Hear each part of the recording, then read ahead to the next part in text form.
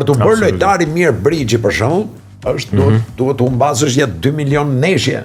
Dëgjoj, ndalemi pak te brigji. Ti je pjesë e ekipit kombëtar të brigjit apo ja? Yes sir. Mendova se nga që tash hyke senior. nga që unë modestisht them që nuk e njoh brigjin, edhe mendova se the për të bërë lojtari mirë brigji duhet humësh ja 2 milion lekë. Se mendojmë që është ai bixhoze. Unë shumë mendoj. Ja. Brigji është, domethënë se dolëm nga tema. Nesër nga tema, se s'kemi temë. Tu jemi për të folur për gjithçka. Tash brigji është një lojë me letra, siç është shahu, siç është dama, siç është një lojë, është me letra, që është në nivele shumë të larta selektive për trurin. Se ka për motive që të potëritet, domethënë është kombinimi 52 letrave, është një marrëdhënie luhet gjithnjë në partneritet, ke një ortak, një partner, me të cilin duhet kesh feeling, duhet kuptosh, ka një gjuhë specifike në të folurën, pra është një lojë dhe është lojë shumë e ndershme në kuptimin e fjalës që ti nuk gënjen, domethënë ti thua që un kam në dorë, i thu me një gjuhë konvencionale, i thu ortakut atij partnerit tënd, i thu që shiko, un kam në dorë ca pik, ca asa, ca derra, ca çupa. Ca pik. Ai me gjuhën e vet të thot që edhe un kam ca pik. Atëre rrugës mbas këto quhen deklarata, 1 2 3 4 deklaratave, ne kuptohemi se sa çfarë letrash kemi në dorë dhe sa duar mund të marrim me këto letra. Por kjo gjuhë është ndërkombëtare, është konvencionale për lojën, por është ndërkombëtare. Ndërkohë dhe partner këta kundërshtarët e kuptojnë se çfarë po themin ne dhe ne kuptojmë gjuhën e tyre. Pra nuk është lojë mçefet që ne tash po ta fuzim që themi bëjmë, nuk ka. Domethënë aftësia pastaj është në të luajturën e letrave, në kombinimin e radhës, hedhjes etj. Pra është një lojë. Të gjitha këto gjëra e kanë bërë që në nivelin e këtyre sporteve të mendjes, siç janë shahu, dama kineze, ku diun, brigji ka dalë në vend të parë për mendim, jo sepse shahu është më pak, po shahu është individual, është betejë, është unë kundër teje.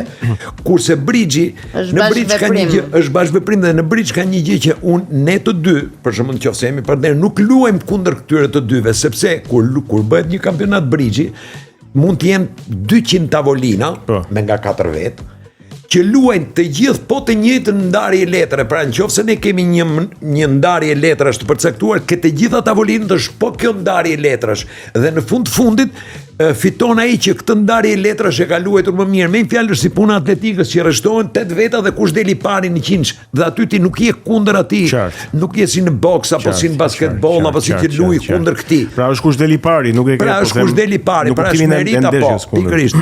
Dhe kjo është lojë që ne kemi pastaj këtu në Shqipëri ka dhe një federat brigji për të cilën as pyet njeriu, as interesohet njeriu, si se gjithë këto fondet i marrin pesh ngritja, ku diun këto bokse. Pra brigji nuk ka fonde, por ne kemi marrë pjesë me mundësitë tona, me xhepin ton, me një ndihmë në një herë në të rallë, me një mos themi sponsorizim, por në një bilet kështu, kemi marrë pjesë në disa ballkaniata, kemi marrë pjesë në disa kampionate europiane, qoftë për skuadra, qoftë për çifte, qoftë për kemi marrë pjesë në kampionatin në Monte Carlo, për shembull kampionati europian i skuadrave të vogla. Kemi marrë pjesë në kampionatin botror çifteve në Philadelphia në Amerikë. Kemi marrë çmime keni marrë? A vashti çmime. Pjesëmarrja ka rëndësi. Keni dalë në parë. Ku të parë kush të let dalësh parë. Shiko, Hollanda ka 8 milion banor, duket 16 milion, gati 20. Hollanda, 16 milion banor. Mos ka shkuar 20 tani. Mos ka shkuar 20. Ndër këta ka 4 milion të federuar në brigj. Ne si jemi 4 milion gjithë. Ne jemi 4 milion dhe jemi 20 të federuar, ose 25 federuar. Domethënë se është puna që edhe ne mund të kemi një ciklist, në njëri që është shumë mirë në ciklizëm, po që dalësh kampion botë në ciklizëm, duhet prodhosh shumë. Pretendoj se janë një sër gjërash brenda. Por ne kemi bërë një bëm, ekipi jon kombëtar, se ekipi kombëtar ka 6 veta. 4 luajnë, 2 bëjnë pushim. Dhe pastaj alternohen me njëri tjetrin, sepse është e pamundur të luash 3-4 ndeshje në ditë nga 2 orë i përqendruar, domethënë i të ikën petlla. Se kështu i thënë. Sa kisha dëgjuar. Petlla. Ju nga Kavaja. Nga Kavaja i themi petlla. Petlla i themi nga Kavaja. Dhe ishim në u bë kampionati, jo kampionati, po olimpiada e parë e sporteve të mendjes, në Kinë, direkt mbas Olimpiadës Kinës, dhe ne ishim po ka i fshat turistik, jo turistik si quhet, fshat olimpik. Në Pekin. Në Kinë, në Pekin, Në Pekin, që po. ishim kishim prej këtu ku diun 300 metra kishim atë stadiumin. Stadiumin e madh, po. 800 metra ishte ajo pishina, domethënë ishte po i njëjti fshat olimpik. Ku janë bërë lojrat olimpike. Po atje shkuam edhe ne. Dhe nuk e di se sa shumë shtete ishin, pafund. Ndërmjet ekipeve kombëtare të rinjve. Domethënë kemi shkuar në 2008 në Kinë, kemi çuar 6 veta të ekipit kombëtar, 6 veta të ekipit junior dhe 2 veta të ekipit senior. Keni një gjuhë e Jeriut flitet për këtë gjë? Jo. Jo në Kinë, ekipi jon kombëtar. Po. Tash që mos rit përmend emrat e atyre që luajtën në tavolinë, bën një të pabër që është nga ato gjërat e rralla që ndodhin në botë. Italianët në bridge janë edhe mbeten kampion bote. Pa diskutim, janë ekip i jashtëzakonshëm. Edhe në futboll. Kemi për Në zemër futboll, shumë. Po, janë edhe në bridge, shiko, janë në ski, janë në volejbol, volejboli meshkuj, volejboli femrave, është futboll. Domethënë në shumë so janë në skerm, janë në shumë sporte, janë në bridge, janë dhe në bridge që si përmend njëri, keni një gjë herë që italianë bridge. Jo. Këtë e di vetëm zonja Lavaca, e cila e di se ç'është bridge dhe është ajo që subvencionon edhe i mban ata 6 apo 8 lojtarë që janë në Pllëmdorës kudo që shkojnë, se janë një miku jon tani e ka emrin thot Thagm, ata janë Thagma në bridge, janë janë mirë shumë. Edhe ç'a bëri ekipi jon? Ekipi jon atë ditë që luajti kundër ekipit në Arame, luajt kundër ekipit italian, që çuditërisht Federata Italiane e Bridge-it ka qenë ajo që ne na ka ndihmuar me materiale në ato hapat e para për t'u njohur nga Komiteti Olimpik Ndërkombëtar, për t'u njohur nga Federata, pra janë miq tan. Dhe pikërisht atë javë që Tirana rafi Milanin këtu në stadium, a kush luajti me Milan? Mamen 2008. Kam qenë punë, se do ta tregoj me. E shikon si lidhen gjërat.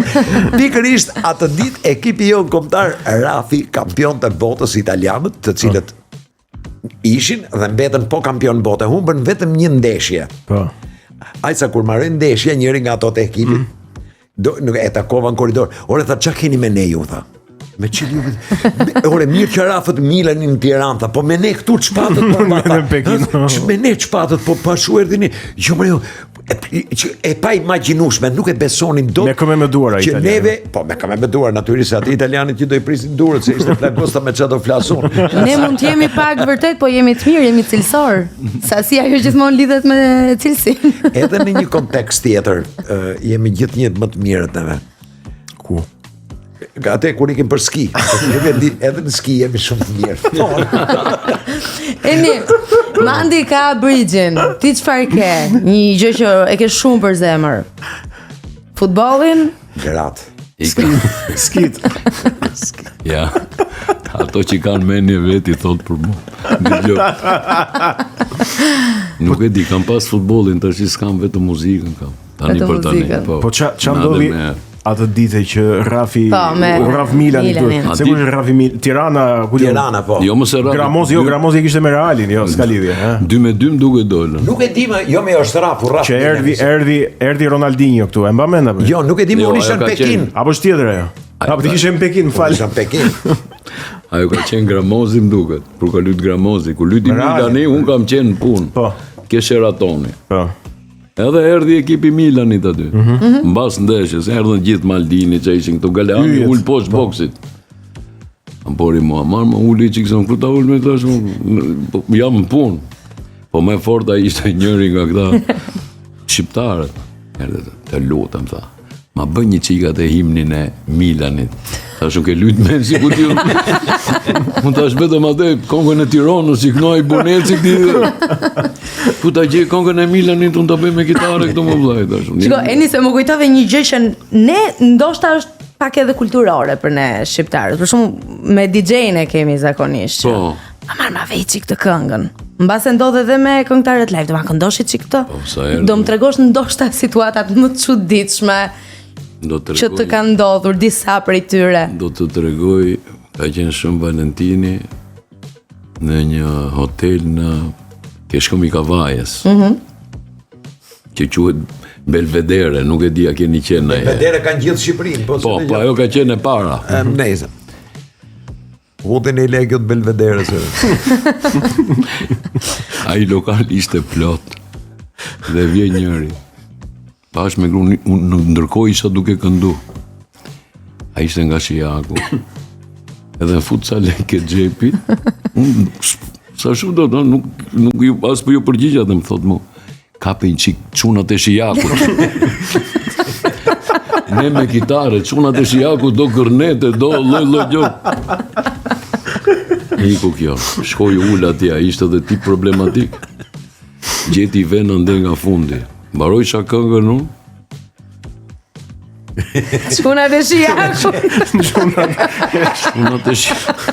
Ja bëjsha, nuk e di. Si ta bëjsha me kitare, nuk e di si e menojt ai po. Si është ajo kënga sa as nuk më vjen në Jo, as unë se di se kam. E këndon Xhavi Dedej, këngë. Është me gërnet. Është me kështu këngë popullore. Këngë popullore. Çejve kemi po u vu e këndojmë po. Erdhi aty më tha mu të dhash lekët. Çuna të Shijakut. Pse se kënove këngë? Thashë nuk e di më. Po dhe me e dit, nuk kom se si ta boj me 2 kitare, ti shef se si jemi ne me 2 kitare, si do ta këndojmë ne këtë këngë më vëlla. Por të dhash leku, tha unë s'paguaj as një lek këtu në lokal të të shi. Sepse kjo tha kanë gënjy këto, se nuk është muzik live, tha kjo është një boni juve, për zotin. Që ja, ka çuditëra shumë nga këto, ka. Po se mu kujtua, nuk e di, në kanë ndryshuar ndo pak këto vitet e fundit po. Ka ndryshu goxha. Po pse një natë që kemi qenë erdhe nga Greqia. Një natë që kemi qenë bashkë, ishim në një lokal. Ta luan, ishim bashkë, domethënë ishim në një ditë lokal. Hë një këngë, nëse tash me qenë se mua mami ma ka lënë porosi që ktheu herët në shtëpi dhe unë kthehem herët 4, 5, 3, 4. Të mëngjesit. Është mëngjes, kjo është. Herët është ajo. Më herë se kaq. Nuk e ka përcaktuar ajo.